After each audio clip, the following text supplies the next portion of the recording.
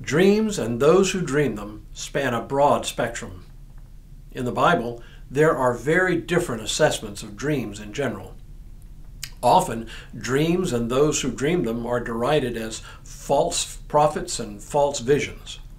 But as we've seen, in other cases, it is God who seems to use the medium of dreams to speak directly to people.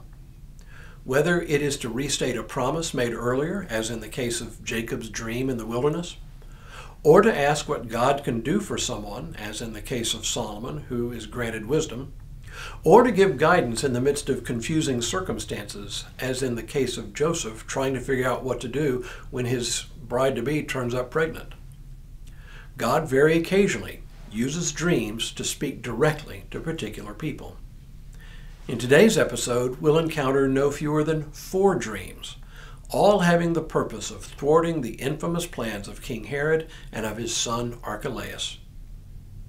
Hello, I'm Stuart Baskin, pastor of First Presbyterian Church of Tyler, Texas, and this is your daily devotional for Friday, October 27th, 2023.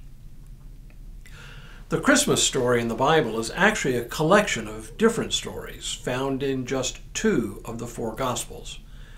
And the stories in these 2 Gospels are very different.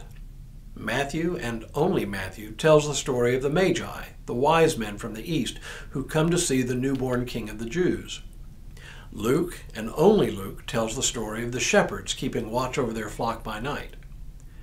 In Matthew, an angel of the Lord appears to Joseph in a dream to announce the coming birth of Jesus to his bride-to-be.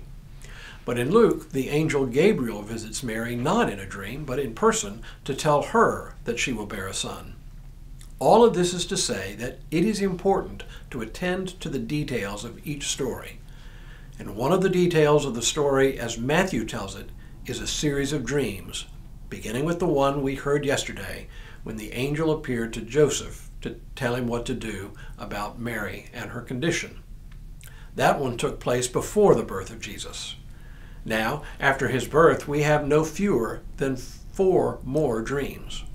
The first dream is part of the story of the Magi.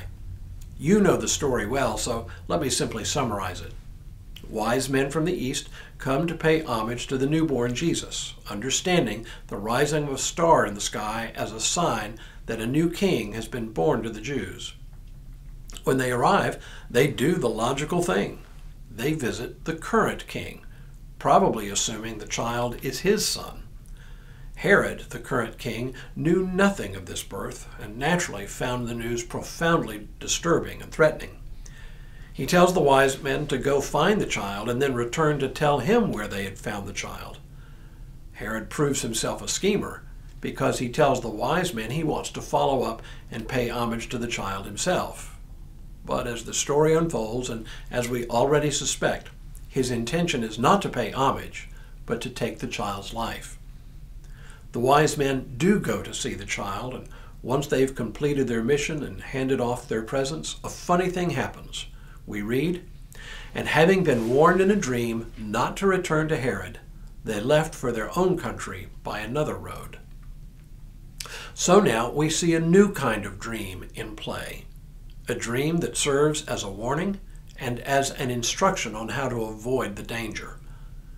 This is the same kind of dream that happens shortly afterward, not once, not twice, but 3 more times. Once again, it is Joseph who is visited in a series of dreams that warn him to flee from the deadly intentions, first of Herod, then of his son Archelaus.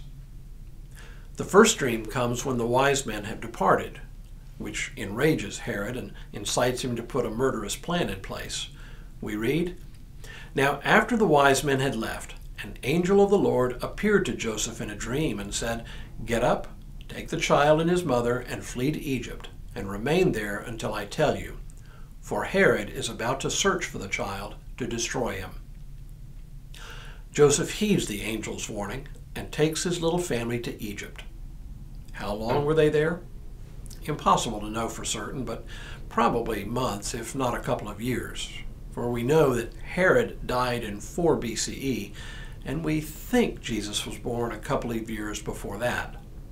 In any event, when Herod died, Joseph got an all-clear message in a dream, but one that was shortly afterward followed up with yet another warning. Again, we read, "When Herod died, an angel of the Lord suddenly appeared in a dream to Joseph in Egypt and said, 'Get up, take the child and his mother, and go to the land of Israel, for those who are seeking the child's life are dead.'